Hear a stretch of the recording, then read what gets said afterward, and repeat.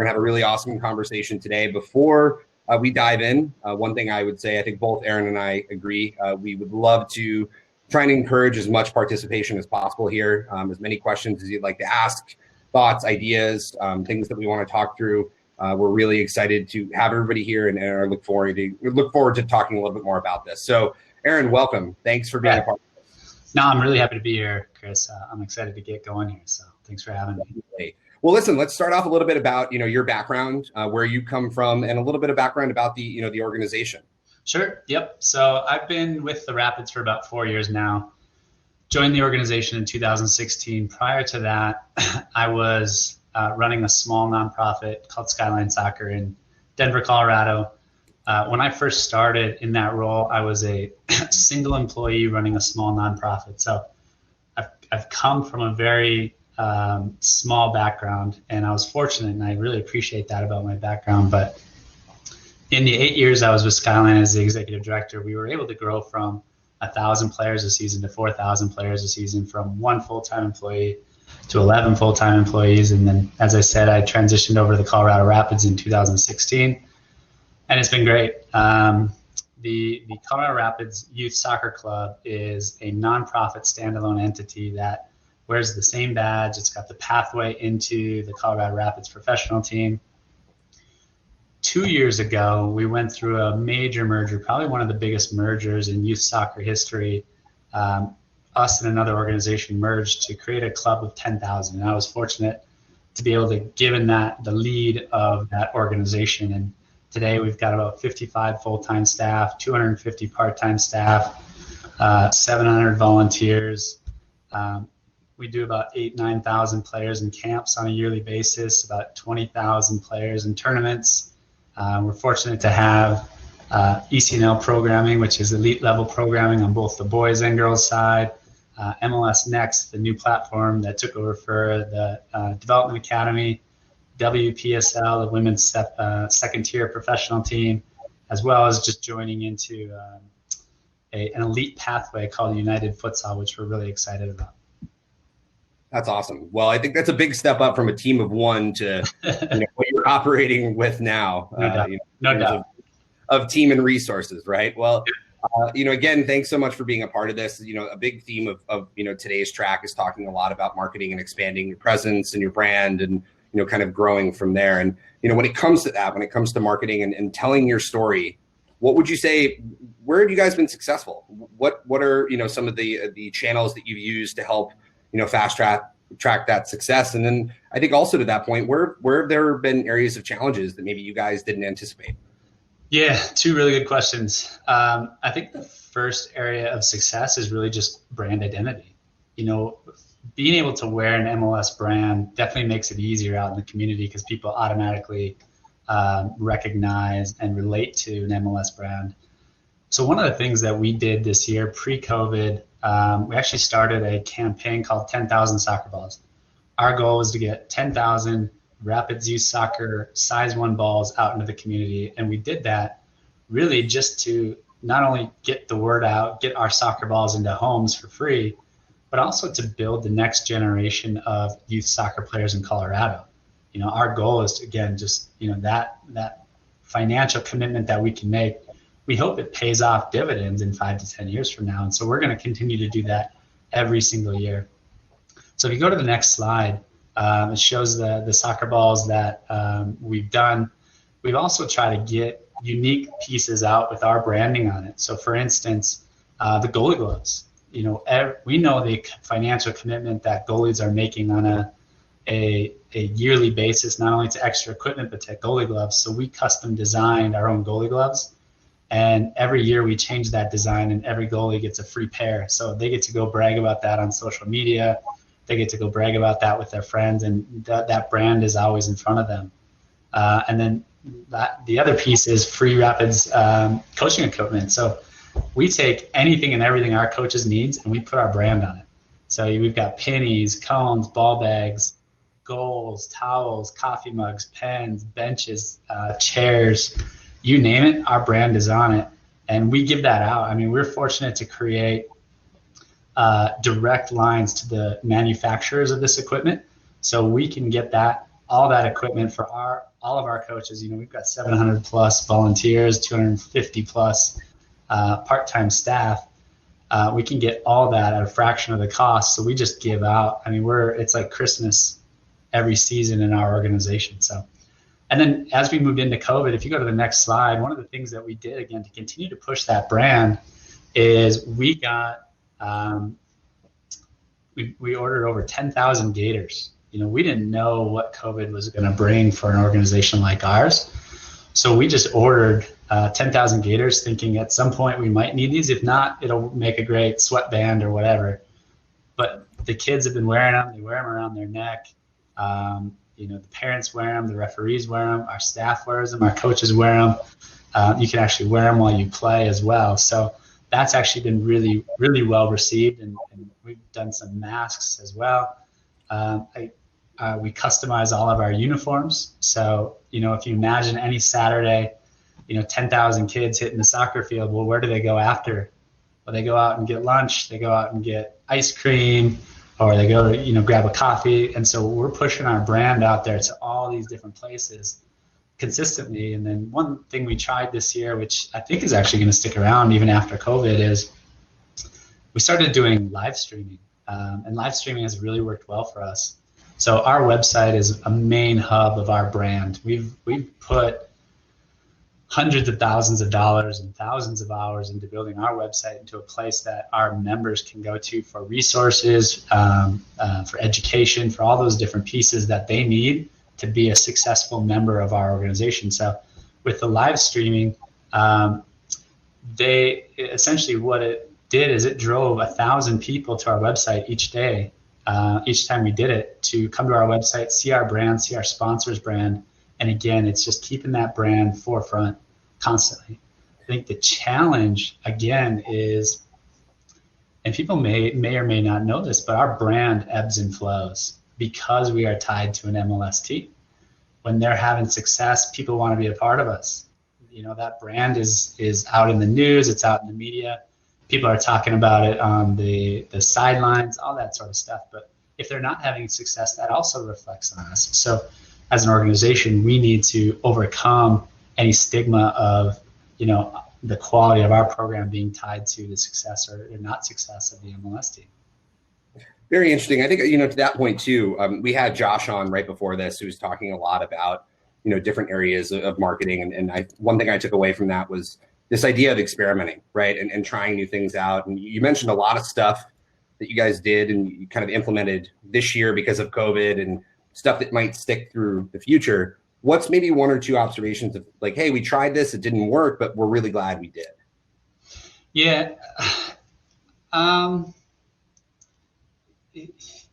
of the things that, I don't know, I would probably say the live streaming, that's going to be an interesting one because I really enjoyed it. We put a lot of time and effort into getting it done. But I'm just not sure if after COVID, people are going to still want that because there's that game day experience of hearing and feeling, being outside that I think is more adapt to youth soccer. I mean, my wife and I always talk about just how fun it is just to go grab a coffee and stand on the sidelines of our kids' soccer games, and we love that.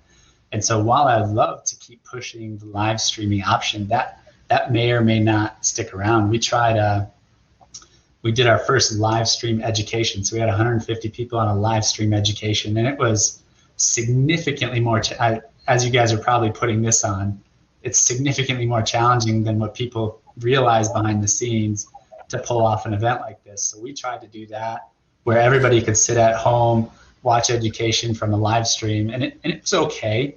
We think it was about half as good as it could be, but I'm not sure yet if we'll continue with the live stream education or the live stream games, but it was something we wanted to try because we were kind of forced into being creative. Very interesting. Very interesting. And, going back to your comment about kind of how you guys are really tied to the club and the organization at the MLS level, it's really interesting. We had, the Golden State Warriors on yesterday talking very much about this, the same struggle. I mean, they obviously had some recent success and stuff like that, but it's still along the same track. The idea of kind of, you guys are at this professional level and, you have this resource. What are some of the things you might give in terms of advice to people who don't have that direct resource? Or, don't necessarily have, the resources that you guys have in terms of your full team? Yeah, I mean, so when my previous role as the executive director of an organization called Skyline Soccer, we did not have that brand identity. We were surrounded by the Rapids and two other major soccer clubs. And we found success by just sticking to who we were and really focusing on areas that we could be successful. I was fortunate to have a background in communication. And so knowing how to advertise, where to advertise, getting into AdWords, getting into social media, building our website, that really helped. And we stuck with what we were, and even surrounded by clubs that were 2-3 times bigger than us that had better pathways, we continued to be the fastest growing organization in the state of Colorado because we knew how to market, we knew how to brand, we knew how to communicate really well. And that's what we focused on. And then once we did that, it was just focus on the experience, right? You get them in the door and then make that experience worthwhile. And that's what we could really do well. Well, what I found really interesting, Aaron, and especially getting to know you guys in the organization, is some of the simple things that you guys have done along the way, right? As it pertains to getting your message and your brand and the experience out there. Things like being, present in grocery stores, being in the local community. What are some creative things that you guys have done? I know a little bit about them, but I know our group would love to learn a little bit more. Yeah, so a few of the creative things. First and foremost, our website is a hub, right? We want, when people come to our website, we've made that such a priority of who we are, where it's not just, hey, here's the sign up date, here's who you contact. You can go on there and you can find, we're building it's called RISE, Rapids Integrated System of Excellence. It's a resource for our coaches to use as a curriculum builder. It's real time. They can send it to their phone. They can have this resource at their fingertips to essentially coach the way we want them to coach and teach what we want them to teach. We're building a learning management system on there. We're building certifications. We're building a technical toolbox. Our website is just such a big part of who we are and how we deliver our branding and our communication. But there are some really low-hanging fruit outside of just getting the right message out in your website. Early on in my career, I was a first adopter in Colorado of AdWords. I had no idea what I was doing, but I jumped on AdWords and I said, I'm going to try it. I ended up wasting a lot of money early on in my days because I found I was advertising to the entire United States, not just Colorado. I'm like, wow, look at all these clicks I'm getting. This is fantastic. So that really helped. And the thing that people need to know is there's also free AdWords, right? You get, I think it's 10 or 12,000 a month now in free AdWords for all nonprofits if you get approved. And AdWords is a great way, especially if your market is relatively untapped, to get a high return on your investment. Whether you go the free route or the paid route, you can get a return on your investment if done right, 2 to 3 to 1. And that's a fantastic return because you're getting new members in. Those members bring new members, and that cycle just keeps going over and over. Social media is a big thing. Again, my recommendation on social media is value over the number of content. Focus on the value of the content versus that. And then you talked about, some low-hanging fruit early on. I personally used to stand outside grocery stores, and if somebody would walk out of that grocery store with a child, I would hand them, a brochure about our organization. I'd talk to them, and it was such a easy way to get in front of people because if they're going to that grocery store, that means most likely they live in that area. And so if we know the areas we want to target, we just went to those grocery stores and started handing things out, give giveaways. Another thing we used to do is gym classes. Gym teachers, they love to take, that's a tough job. And you call them up, you say, hey, we want to come in and run your gym classes for the day. You take the day off. All we ask is, can we send the kids home with a little size 1 soccer ball or a flyer or something, and we'll run everything. And that's been great. We've done community festivals where we just have little booths out there. I mean, all this stuff is really inexpensive. building validation for your organization. So these last 2 years, we've been fortunate as an organization to receive the Colorado Parent Favorite Soccer Club award. So Colorado Parent Magazine has awarded us Colorado's Best Soccer Club. That gives validation to what we're trying to achieve. And so people come to our website, or we use it in our marketing to push that decision a little bit easier. And on top of that, we push our reviews on our website or on our brand heavily. Again, if people come and go searching for youth soccer and they see your reviews are high and you've got a lot of reviews, again, that gives you validation. So, there's a lot of ways that are low-hanging fruit that even just in a small community, you can get out there and build an organization. Even if you're competing against some bigger organizations, you can build it in the way you want to with the right marketing and advertising effort. Yeah, big takeaway there for me is swag is king, right? Being able to, even if it's something as simple as a soccer ball, which, by the way, if we go back a few slides, I'm going to look at you for that coach's backpack, by the way. We're going to talk about that afterwards. There you go. But I think you nailed it on kind of the simplistic efforts that maybe sometimes are either overlooked and or, not willing to kind of, invest the time in. One of the questions, kind of laddering all this stuff up that I had for you is like, you guys didn't become the size of the organization that you are now overnight, right? How did all of these efforts kind of help, facilitate your growth and attracting new players? But ultimately, I think, something you guys really adopt is like new families, right? People who are going to be within, the club and the organization for, not just 1 or 2 years, but throughout a cycle, right? Yeah. If you scroll through until you see the map, there's one thing that I wanted to kind of focus on, and if everybody can see it, this is a big part of what we do. And again, we're fortunate to have a little bit of leverage and extra resources because of our size. We've built out a data and analytics program for ourselves that is pretty phenomenal.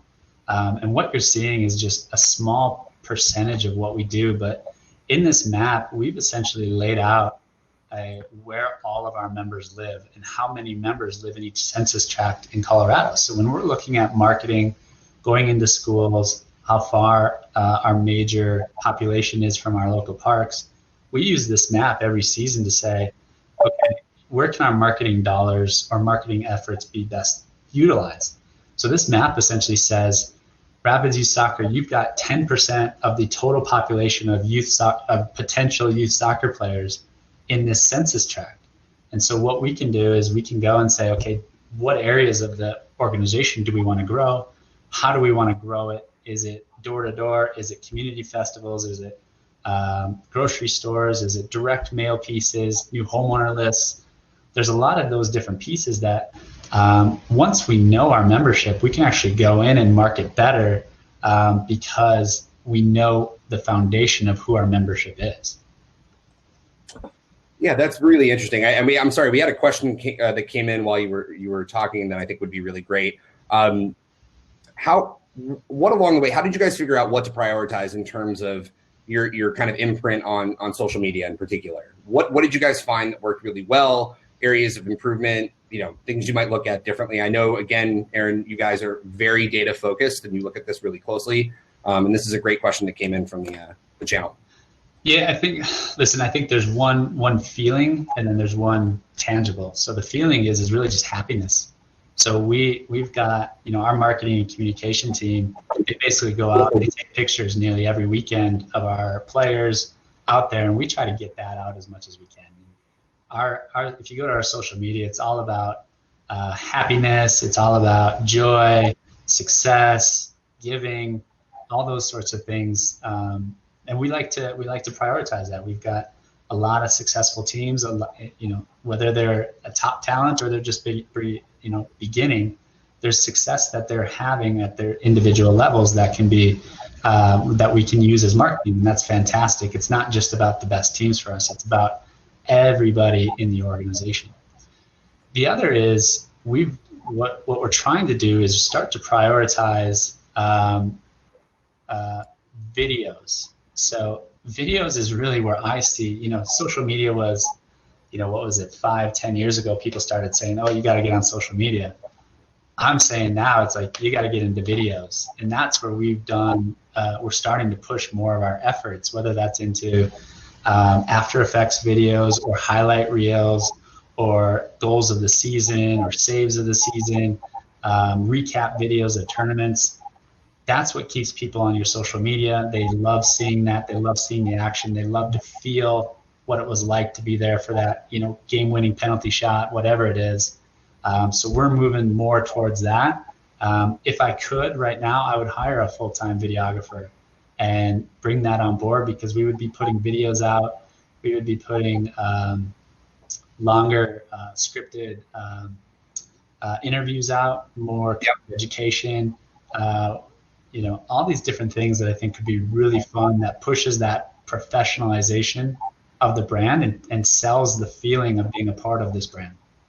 That's awesome. Great question from the group. We've got a few more that are coming in, which we'll tackle here in just a few minutes. But I think, kind of shifting gears a little bit, right? It's been a weird year, 2020. And I'd love to, I know a lot of us would love to learn a little bit more about like what shifted in terms of your strategy when it came to marketing pre-COVID, which it seems like a long time ago, versus now, right? Like what sacrifices did you guys have to make? What shifts did you guys have to kind of look into in order to keep up with what was going on in such a crazy changing landscape? Yeah. So our strategy, it's funny because we actually just pulled this same information for a board meeting that I had a few weeks ago. So it's actually good timing. Our strategy definitely shifted from pre-COVID to today.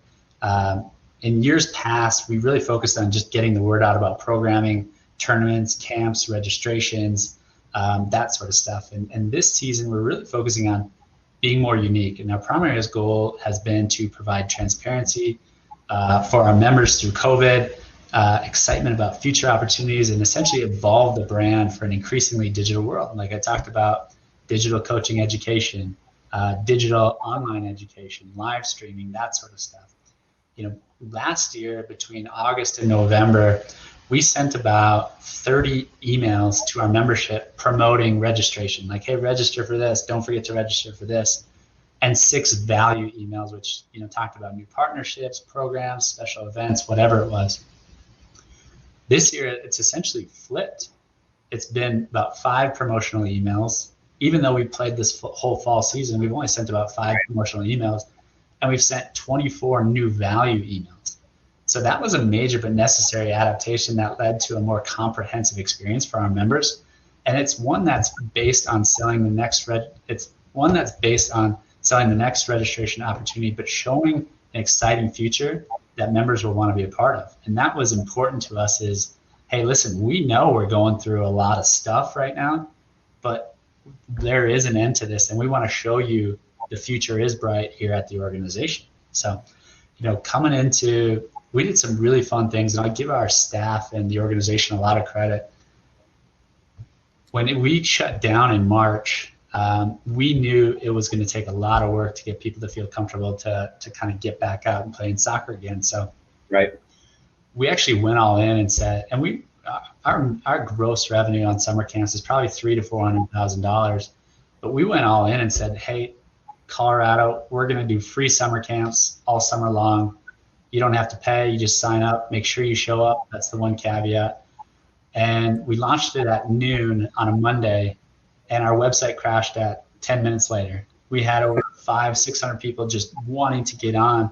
And so our email distribution is 50,000, and we pushed that out. And there's so many people that wanted to get in that. And that was a fantastic marketing objective. We saved the Colorado community over $2 million over the summer based on the number of participants, which was 6,000 players over the summer that we served in free summer camps. Now, our goal was to just show, like, hey, we can do this. We can put on safe soccer. And it was a learning opportunity for us during the summer. But by fall, we were fortunate to have a really good chunk of our membership come back. On the recreational side, we had 82% year-over-year retention, and on the competitive side, we had 98% year-over-year retention. And I credit a lot of that to just making sure that people felt comfortable, and we knew what we needed to do to get them back on the field. So to that end, I'm curious, and we had a question that came in that I think lends itself to this, which is, it sounds like the idea of over communicating, thoughtfully to your membership base, even if something isn't going on or, we're not sure of what's coming next, was a real key value add for your team. And one of the questions that came in, Veronica, great question, was what suggestions do you have for people who we need to keep engaged when maybe we can't get, kids on the field, right? Because of COVID and, because of everything that's going on. Yeah, listen, I struggled majorly with that. And because there was a time frame where it was like I felt like I was spinning my wheels trying to keep pitching people to stay positive, stay open to the opportunity of still getting back to the field, come May, June, July. We were fortunate to have a great team of writers, from our marketing team to our technical team, of just getting the word out about the why, right? You talked about Simon Sinek's why, stuck with why of why is this important? And there's some great literature out there. I think it was the University of Wisconsin.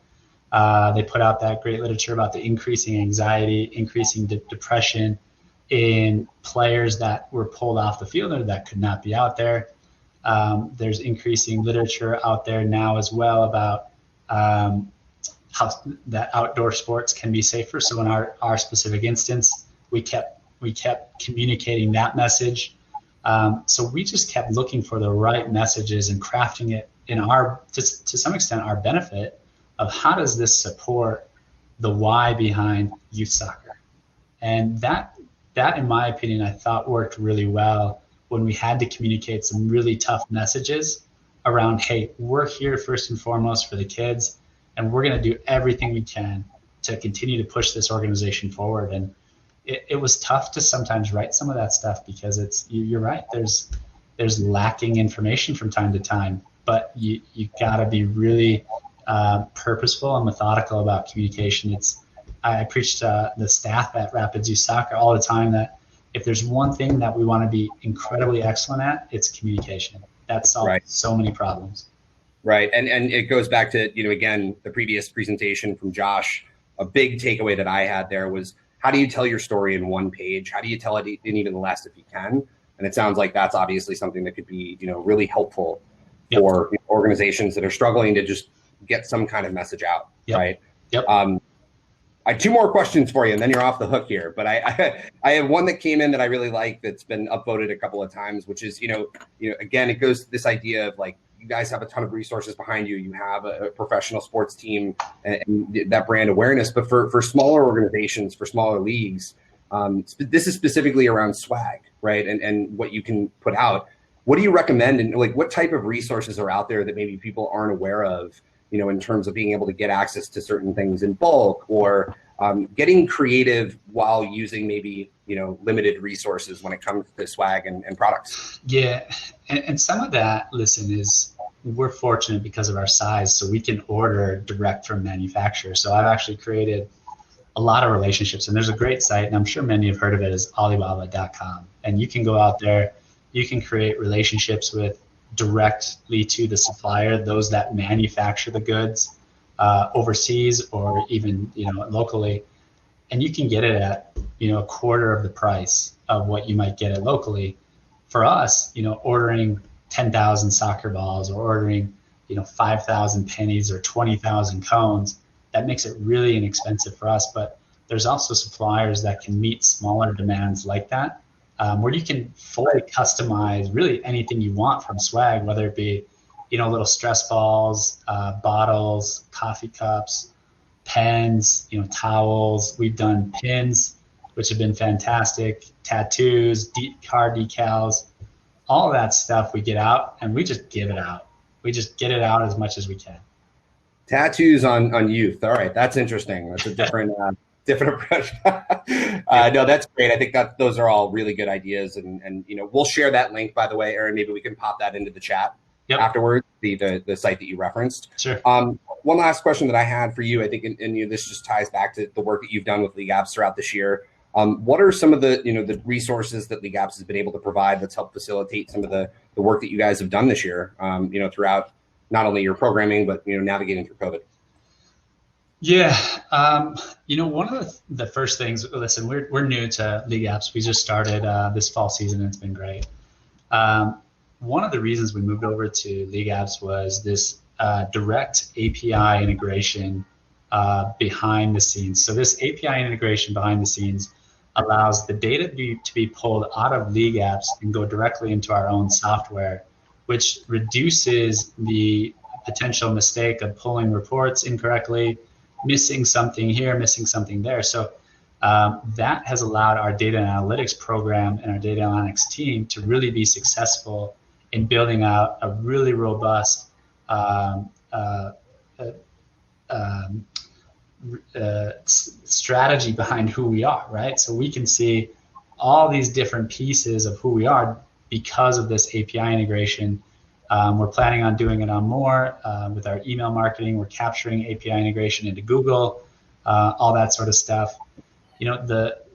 Another big piece was the white label app. When I talk about branding, one of the things that I've always wanted is I want our logo on an app that people look at every day. So they come to their phone and we are sitting on their homepage. I want them to see us as absolutely much as they can. And again, it's just that brand recognition time and time again. And I think League Apps has done a fantastic job on that. The last piece is, like I've talked about, our website is such a huge hub for us. And we have a full-time person really just working on, his title is Director of Digital Education. And he builds on our website all the educational pieces that we need and our coaches need and our parents need to be successful. But we built our platform 4 years ago on the WordPress platform, which League Apps uses. And so what's great about that is the customization, the integrations that can happen. You start to get into your long tail keywords, things like that, because I know that there's some sports management systems out there that, your rapidsyouthsoccer.org/897532, that's your page, right? And if you're trying to really own the internet, own at least your community's internet and what you want to be, that's not conducive to a value in your community.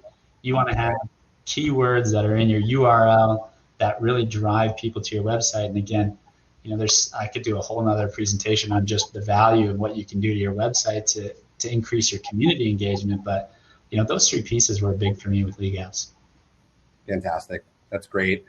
This was really great, Aaron. We really appreciate your time, your insight. For everyone who's here, a couple things. Number one, Aaron's going to hang out, be a part of the virtual happy hour. Please go and try and find him. I know we tried to answer as many questions as we could. He will still be here in order to do so and would love to chat with you. Ask him about his history with John Mayer. It's a great story. And for everybody else, just so you are aware, the happy hour is going to start here pretty soon. We have a themed networking that's going to be going on floor 1. And the product lounge is going to be going on floor 3. We'll be bouncing around. We'd love to see you guys there. And again, appreciate all your time today. Yes, thank you all. Thanks, Aaron.